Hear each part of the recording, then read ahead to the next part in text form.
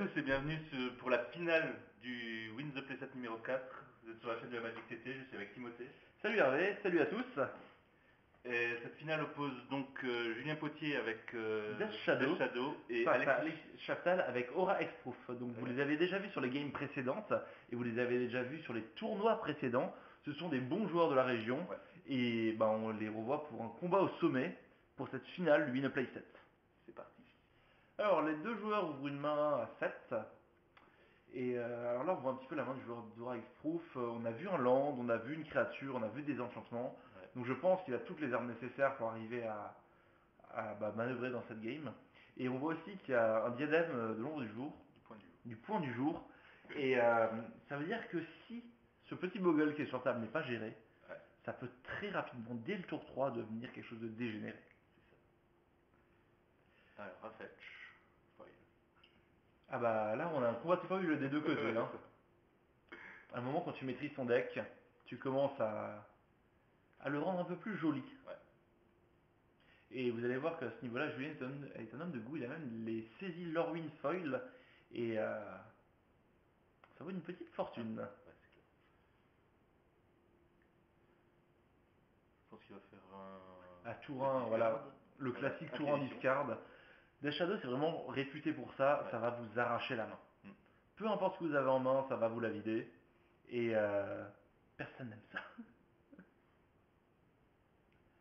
Alors, on prend le temps de noter toutes les cartes, on est en finale, on rigole pas avec ça, on prend son temps pour décider. Et comme ça, on les voit bien, nous aussi. C'est ça. Donc du coup, la danseuse d'esprit, c'est quelque chose qui est quand même assez fort dans le match-up, parce que si elle n'est pas gérée, ça permet de piocher beaucoup et de revenir dans la partie. Après, elle a le défaut de ne pas avoir Exproof, et donc d'être une cible facile. Par contre, là, je pense que finalement, le choix doit se porter entre la danseuse d'esprit ou alors le diadème. Le diadème, je crois. Et quand on sait le nombre d'enchantements qu'il y a dans ce deck, je pense que le diadème est un choix qui est peut-être plus safe. En plus, la danseuse, si elle arrive sur table, Julien pourra utiliser ses anti-bêtes dessus parce que Death Shadow, on a quand même beaucoup. Et donc, il faut pouvoir les rentabiliser game 1. Et je pense que naturellement, en tout cas, mon choix se porterait sur le diadème. Ouais, parce que moi je pense qu'il laisse la danseuse parce qu'il peut la... Après, on voit aussi dans la main de Julien 2 dénis obstinés. Alors, il n'a pas de mana bleu actuellement, mais très rapidement, il va pouvoir essayer de contrer les sorts d'enclageur qui arrivent. Alors il lui rend le terrain parce que celui-là effectivement ne peut pas sortir. Il lui rend le bogle ?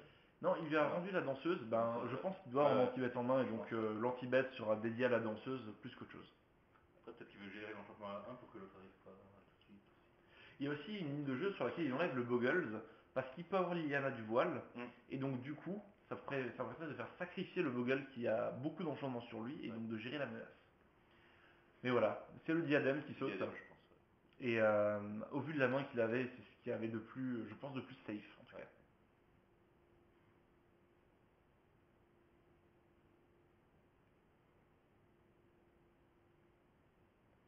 Et alors là, le talent encore une fois, il a repioché un diadème, mais ça son adversaire ne le sait pas. Donc là maintenant on va pouvoir mettre des enchantements tranquillement, jusqu'à en avoir suffisamment pour respecter la condition du diadème et pouvoir enchanter le bogle. Et il pose le deuxième bogle. C'est ça. Et donc là, prochain tour, il pioche un enchantement et ça veut partir.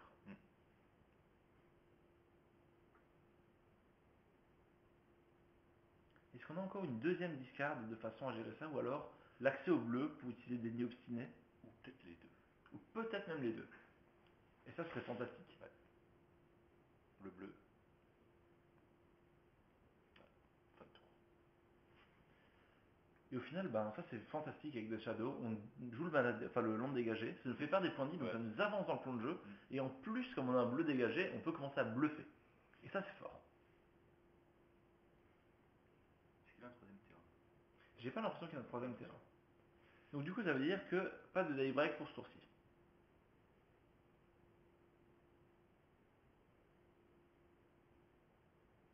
Donc logiquement, il y aura une danseuse d'esprit qui sera jouée.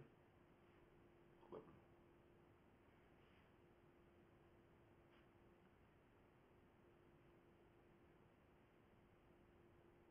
Il a 2 diadèmes. Ouais.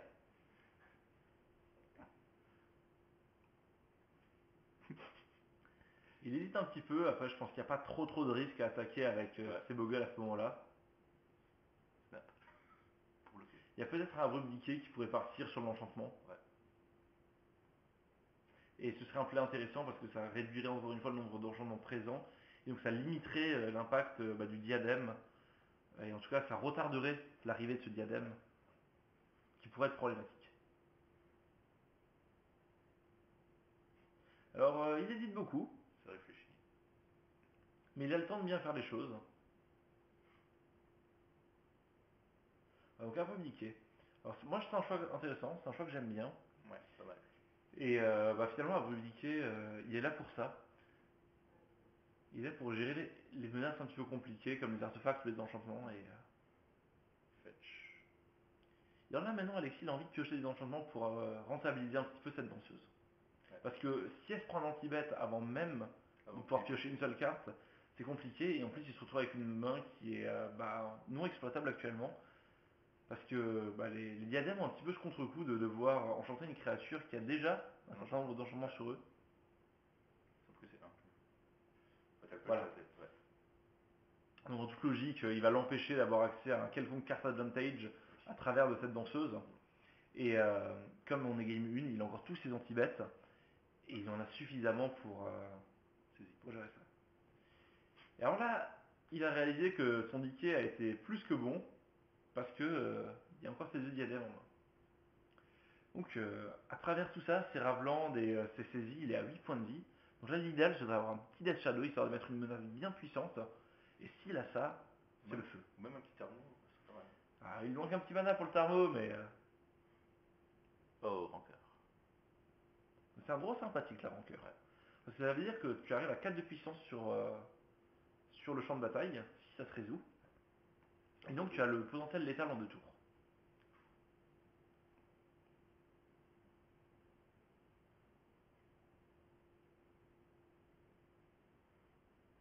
Fetch. Alors on a vu un Snapcaster. Mais est-ce que le Snapcaster sur Decay, ça peut faire des choses fantastiques? Ouais. Et donc là, si Alexis essaie de se commit en jouant ce diadème, Ouais, en réponse en réponse, on peut utiliser Decay sur la rancœur. Et donc du coup, la condition sine qua non, le diadème n'est pas respectée. Ouais. Et ça fisale. On n'arrive pas à enchanter la créature et le diadème va au cimetière. Ouais. Et en plus de ça, il pourrait bloquer avec son Snapcaster histoire de minimiser les... Il va peut-être choisir de le faire tout de suite. Push. Inquisition. Donc il préfère enlever la carte de la main de l'adversaire plutôt que de devoir faire un play autre. Parce que effectivement s'il piochait, Je suis un autre enchantement. ça aurait pu poser des problèmes, ça l'obligeait à fetcher également pour ça. Après la rancœur reste problématique. Ah ça c'est puissant. Double rancœur. Et ça va même être suffisant pour finir la game s'il n'a pas quelque chose en main. Et voilà, donc première game remportée par le joueur Dora Exproof. Ouais. Et sans plus tarder, on se retrouve pour la partie sideboard.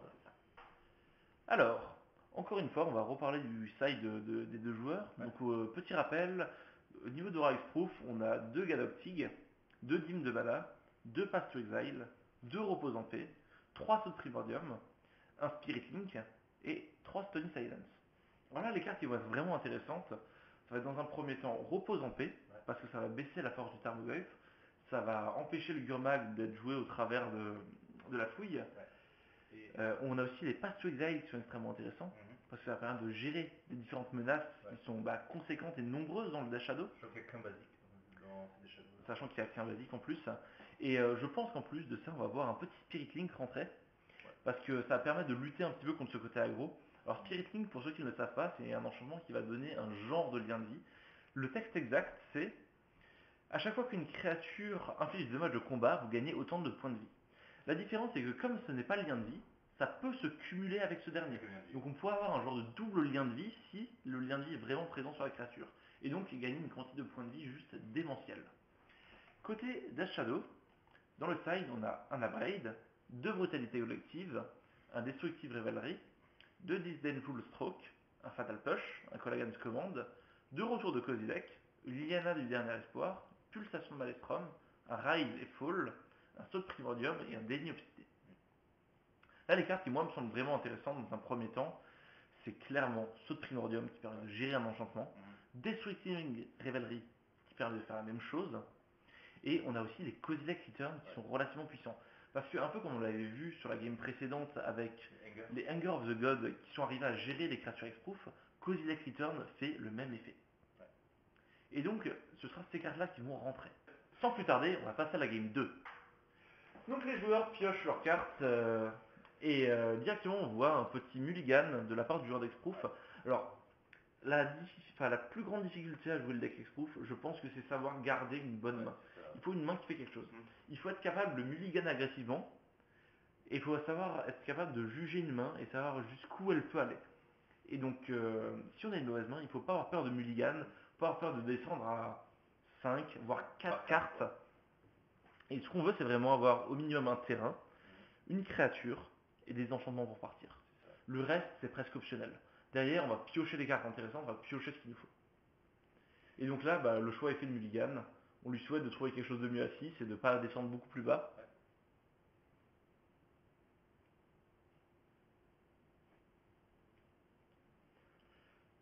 Alors on peut voir cette technique de shuffle très impressionnante de la part de Julien. Toujours remettre les cartes dans le bon sens. Et on y retourne. On pioche 6. On regarde. Et alors là, est-ce que tu vois un land? J'ai pas l'impression. J'ai pas l'impression. Par contre, il y a des choses intéressantes. Il y a une leyline, on n'en a pas beaucoup parlé encore, mais il se trouve que Aura Hexproof joue 3 leylines ou 4 leylines selon les versions blanches de base dans le main deck. Et c'est quelque chose qui est extrêmement puissant contre les decks un peu Black Green X, tout ce qui est Death Shadow, parce que vous allez vous protéger contre Liliana, vous allez vous protéger contre le discard, et ça c'est quelque chose d'incroyable. Parce que finalement, c'est un peu votre plus grand anti, c'est de se prendre le moins de Liliana, le joueur ciblé sacrifie une créature, Et quand on en a qu'une. et quand on en a qu'une seule qui est monstrueuse, c'est dramatique de la perdre. Et comme Liliana a le bon goût de cibler un joueur, si on possède la leyline blanche, on va un petit peu bloquer cet effet parce qu'on ne peut pas être ciblable. Et donc finalement, mulligan jusqu'à avoir une leyline, c'est quand même quelque chose de très puissant. Après, on veut également des landes parce que c'est un petit peu la base de Magic, on veut pouvoir jouer des cartes. Parce que faire les lines et rien jouer après, c'est plutôt mauvais. Alors, on y retourne, et alors là, il y a un land. Est-ce que tu vois une créature? j'ai pas l'impression. J'ai pas l'impression. Ils vont après des Adjas. Donc, il se craille et il garde ça. Ouais, il garde pas ça, pardon. Bobble. Sur lui. Donc le même trick qu'on vous avait déjà expliqué sur une des games précédentes de Julien, il se cible lui-même avec la Mishra Bubble de façon à savoir s'il décide de garder ou non la carte au-dessus de sa bibliothèque et donc de fetcher ou non en conséquence. Et alors là, il est plutôt content parce que ça fait 2 games de suite où il ne voit pas les lines. Ouais. Et ça, c'est plutôt bien. Alors, un choix intéressant, il n'y a pas de mana noir dans le premier terrain qui arrive. Donc ça signifie que il n'a pas de discard, mais qu'il a très probablement Déni Obstiné en main parce que le mana bleu symbolise Déni Obstiné. C'est ça, ouais. Et oui, là d'ailleurs, on le voit dans sa main, il y a un Déni Obstiné. Et donc effectivement, aucune créature dans la main du joueur d'Hexproof, et ça c'est dramatique parce que là il a commencé tout doucement à se battre contre son propre deck pour trouver une créature. S'il ne trouve pas de créature, il n'arrivera à rien faire. Il y a un plan qui existe, qui est de trouver un Fetchland, et ce Fetchland peut aller chercher la Charmidriade, qui a le bon goût d'être une créature en plus d'être un terrain. Et donc avec un tas d'enchantements, on peut la faire grossir et arriver à avoir une puissance suffisamment respectable pour lutter contre le monstre qu'est Death Shadow. Street Race. Pioche Shadow. Petit des Shadow 1. Ah bah dès le tour 2, ça peut arriver. Ça peut arriver. Alors là, la canopée est plutôt intéressante parce qu'elle permet de piocher, donc de creuser vers une créature, vers une menace quelconque. Mais ça me semble quand même très mal engagé s'il n'arrive pas à trouver cette menace. Parce que là, on laisse à son adversaire le temps de se développer. Et lors de Stop 8, on a déjà vu une game où, contre un match-up agressif, ne rien faire pendant les 2 premiers tours, ça a été puni d'une manière fantastique. Et donc, peut-être qu'on va revoir ce genre de game. Alors, encore une fois, j'ai pas l'impression qu'il a pioché une créature sur les 2 cartes. Ah, quoique. Comme ça brille ici, un Slippery Bogle. Donc, excellente nouvelle. Ouais. Ça veut dire qu'il va pouvoir lui donner l'armure. Et ça, bah, quand tu es joueur de Death Shadow, tu peux pas parce que tu veux pouvoir dégager cette créature au travers d'un Kozilek Return ou alors d'une Liliana of the Veil. Et là, le fait qu'il ait déjà ces deux mains noires, ça symbolise peut-être une Liliana.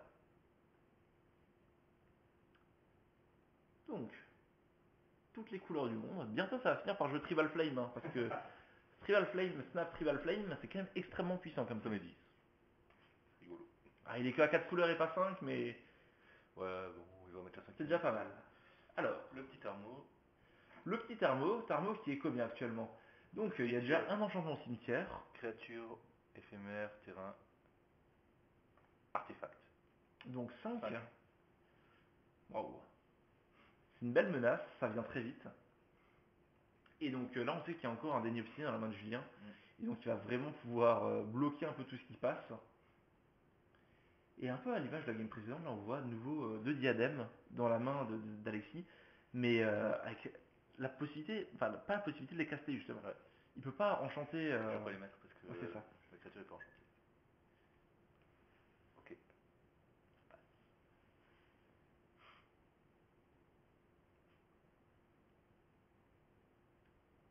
Alors je pense qu'il va essayer d'assurer le truc et de mettre protection des créatures Ouais. avant de.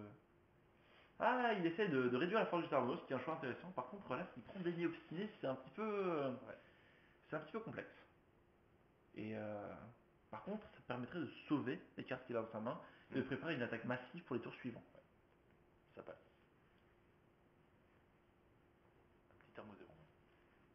Alors maintenant, là, le plan de jeu, c'est de trouver du Death Shadow parce que Gurmag devient difficile à caster. Et en plus de ça, voilà. Donc alors, l'interaction entre Decay et n'importe quelle carte enchantement et Rest in Peace, pour ceux qui ne le savent pas, le Rest in Peace va au cimetière. Par contre, la carte qui a servi à le détruire, enfin le Rest in Peace va en exil, pardon, Ouais. la carte qui a servi à le détruire va elle au cimetière. Donc c'est pour ça que le Tarmogoyf fait direction 0-1. Et là, fantastique, Liliana of the Veil qui arrive, qui permet de gérer la créature. Et bon, on est reparti un peu dans la même galère qu'au début. Parce qu'il y a de nouveau plus de créatures. Et donc, le temps d'en retrouver une, bah, il va se prendre des mandales. Et ça va pas lui faire du bien. Alors, heureusement que voilà, il y a les canopées d'horizon qui lui permettent de piocher un petit peu et de s'avancer vers des solutions. Mais ce sera suffisant.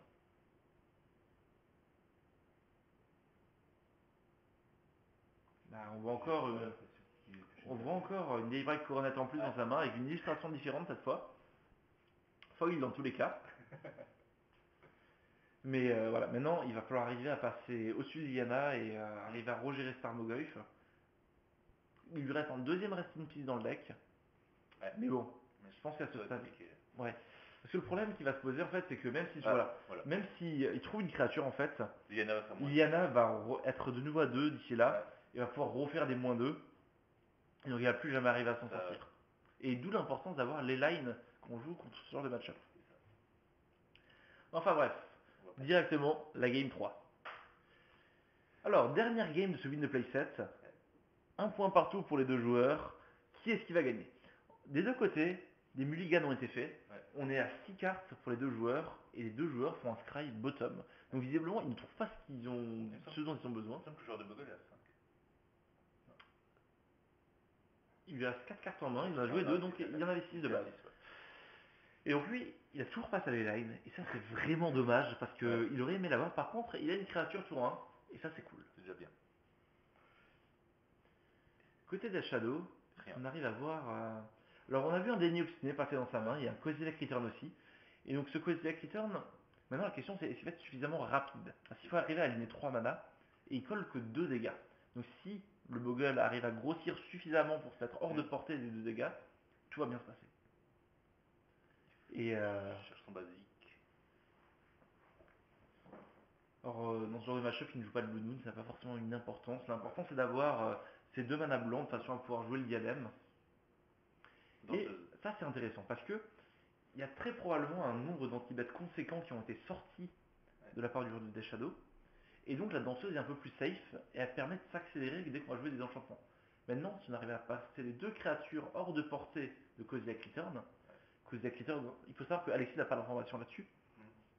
Mais je pense que cette game-là sera potentiellement gagnée pour lui s'il arrive à esquiver ce Kozilek Return.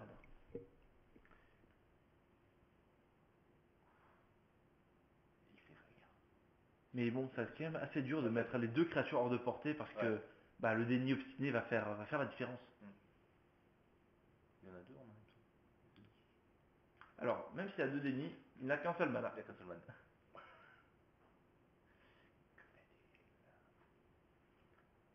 Réfléchis.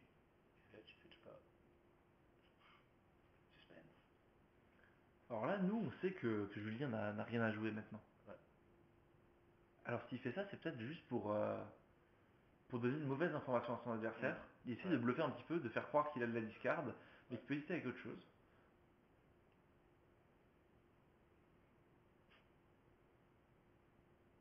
Ah, il part quand même sur quelque chose. Je crois qu'il va chercher le bleu. Ah, il va sûrement chercher le bleu, ça c'est quasiment sûr, un bleu-vert je pense. Ah non, vert-noir. Donc alors, est-ce qu'il y aurait une Avec carte... un fetch noir-rouge en général. Ah, c'est bien vu. Ah, il y avait Traverse The Landal que j'avais pas vu dans sa main. Je l'avais pas vu. Je m'en excuse, mais qu'il y avait vraiment quelque chose à jouer. Et donc là, il va chercher son troisième land. Ouais. Par contre, ça veut dire que là, Alexis a une fenêtre fantastique pour mettre ces deux créatures hors de portée. Ouais, parce qu'il est full sapin en face. Ouais.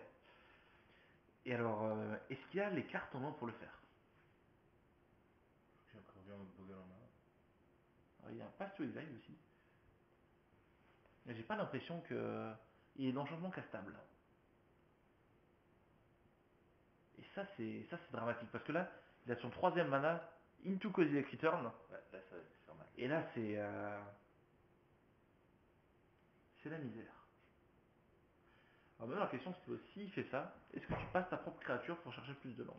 Je pense pas. Je pense pas. Parce qu'il y a déjà beaucoup de landes. Et qu'il n'y a que deux basiques dans son deck. Il cherchera que la forêt.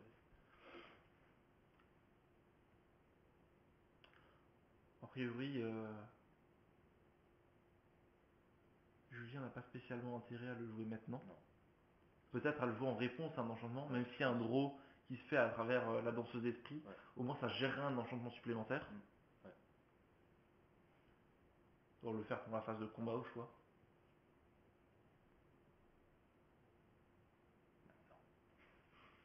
Bah, après, il n'est pas un dégât Voilà, près, un et en dégât plus, près. quand on joue des shadows, finalement, bah, on veut descendre en dessous de 13. C'est ça. Et il le Voilà, fait fin de tour. fin de tour.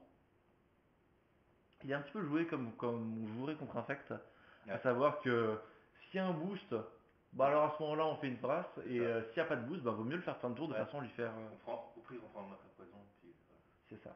Donc là au pied on prend un dégât, chose C'est qui ça. nous arrange en plus dans ce cas-là. Alors il relit la carte, Ouais. faut être bien sûr de ce qui va se passer, mais ouais je le confirme, ça va être dramatique. Et là maintenant, il suffit d'avoir une menace, on voit en plus qu'il y a du voile dans la main, donc ça veut dire qu'il a une autre créature. Non, Un Tarmo, une Liliana. ça va être compliqué. Hein.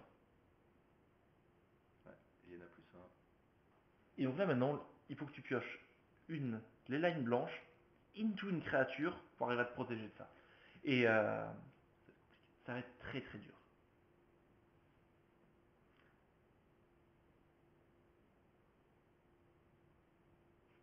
On sent l'hésitation.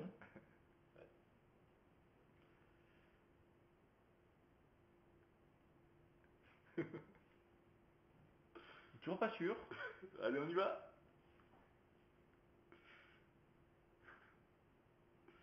Et c'est le pass Pass exile. exile. Et le déni.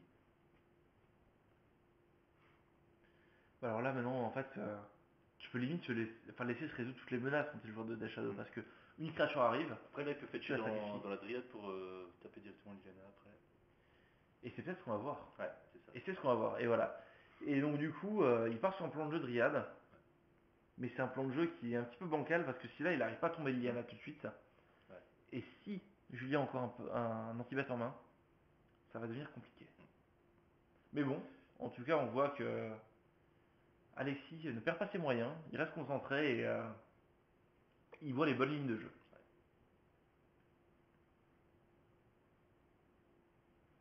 Alors le fait de fetcher fin de tour permet à la Dryade de ne plus avoir le mal d'invocation quand on reprend notre tour. Et donc là maintenant elle est opérationnelle et agressive. Par contre, est-ce qu'il a de quoi la doper un petit peu histoire qu'elle mette au moins 3 dégâts à Liliana? Je crois pas. Non. Elle repasse à 3. Et voilà, et donc là, Donc là, il peut faire le finalement l'action n'a presque servi à rien. Ouais. Parce qu'il va perdre une de ses dernières sources de dégâts qui était trouvable facilement. Et que ce soit avec un anti-bet, que ce soit avec un moins 2 Liliana, ça va être très très compliqué. Ouais.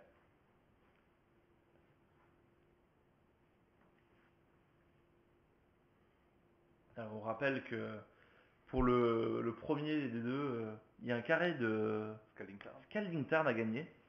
Donc même si on sait que la game est très mal engagée, on va se battre jusqu'au bout. Ouais. Alors là, Passe Path to Exile sur sa Adrian. propre créature, qui va peut-être essayer d'épurer un petit peu la bibliothèque. Je sais pas si c'est un choix qui est si bon que ça, parce que tu peux quand même arriver à gérer les menaces adverses. Là, n'importe quel Tarmo, n'importe quel Gurmag est très vite compliqué à gérer. Mais bon, on va essayer de faire ce qu'on peut avec ce qu'on a. Donc là, actuellement, on est d'accord que Liliana est à 1. Ouais. Si Liliana est à 1, il a un tour sur lequel il peut poser une bête et le tour d'après la doper. Après là, le Tarmo. Ouais, le Tarmo il fait pas du bien. Surtout juste après le Path to Exile, il fait vraiment pas du bien. Éphémère, terrain, créature. Et donc ça c'est un peu le truc qui est fantastique quand on joue Death Shadow, c'est que le Tarmo il est tout de suite monstrueux. Ouais, c'est ça. Et encore, là il est on va dire classique parce qu'on n'a pas vu d'artefact, il n'y a pas d'enchangement cimetière, il n'y a pas encore de Planeswalker. Les lines. Alors la Leyline elle fait du bien, Ouais. elle permet de s'affranchir un petit peu des effets Liliana. Il y a juste le +1 qui est encore actif parce que c'est chaque joueur et nous le joueur ciblé. Et le diadème qui part. Le diadème qui part, c'est la dernière carte en main. Ouais. Et maintenant il faut top deck dans l'ordre. Il faut top deck une créature et il faut top deck des enchantements pour la booster. C'est ça. Et c'est là qu'on voit le talent d'un joueur et Paf. paf, la créature. Ok, l'étape 1 du plan est respectée. Maintenant, il faut arriver à trouver de quoi booster cette créature qui rivalise avec un Tarmogoyf. 4-5. Et qui va potentiellement devenir plus gros que ça. Ouais. On a vu la rage de bataille témurienne dans la main de Julien. Ouais. Et donc ça a vite accéléré cette partie. Il y en a plus un, parce qu'on n'a pas le choix. Ah, c'est pas qu'on n'a pas le choix, c'est... En fait, il pourrait même se permettre de ne pas la monter. Oui, il pourrait. Parce qu'il faut savoir que et le -2 et l'ultime à -6 sont des cibles, enfin nécessitent des cibles, et donc ne marchent pas quand il y a une leyline sur table. À moins de se cibler soi-même, mais ce qui est beaucoup plus rare comme situation. Après, il peut toujours discard pour faire un peu gros sur le Tarmo. Oui, ça c'est une autre possibilité. Aussi. S'il trouve un deuxième Planeswalker par exemple, il pourra... J'ai pas l'impression qu'il y ait des rituels non plus. Si, Ah, si, il y a- Non, Cozy Return, je crois que c'est un éphémère. Non, c'est différent. Il n'y a pas une acquisition au début. Ah non, il l'avait pas fait. Non, il n'y a rien. Pas dans cette game. C'est pas cette game. On a vu trop de games aujourd'hui, c'est pour ça. Et paf. Et donc là, 6 points de vie, ça veut dire qu'il est totalement à portée de la rage de bataille témurienne pour le tour d'après. C'est ça. Et donc ça c'est un petit peu la one card combo. Vous avez juste à avoir une créature qui a 4 de force ou plus, et paf, vous finissez la partie. Ouais, là, il peut chercher un fetch. Franchement, Il faut que ce soit un enchantement qui soit vraiment solide pour arriver à tenir un Tarmo qui va taper à 8. Ouais. Eh ben non. Finalement la danseuse, c'est pas mauvais. Ouais. Parce que elle a 2 de endurance. Elle est morte. Mais voilà, elle prend son decay. Et donc normalement, on devrait voir la fin de la game. Ouais. Je pense qu'il ne va pas bloquer pour autant. Il lui montre carrément la carte en avance. Et on devrait le voir serrer la main de son adversaire. Ouais. S'il trouve le bon nombre sur le dé Liliana. Tout n'a pas été fait dans l'ordre. Mais le résultat est le même. Ouais. Félicitations à Julien Potier qui remporte ce win de playset. C'est pas la première fois qu'il arrive aussi loin. Il me semble qu'il avait déjà gagné une fois. Déjà gagné, il me semble. Et donc Julien toujours au top, hein. Ouais. Félicitations. Bravo. C'est un membre du club en plus, donc on est très fiers de lui. Et on espère que vous avez apprécié ces différentes vidéos. Ouais. Si vous avez des commentaires sur une vidéo ou l'autre, n'hésitez pas. Si vous avez des questions sur les decklists, sur les plays des joueurs, n'hésitez pas à commenter non plus. Sur ce, on vous dit à très bientôt. Abonnez-vous à la Magic TT. Ciao. Ciao, ciao.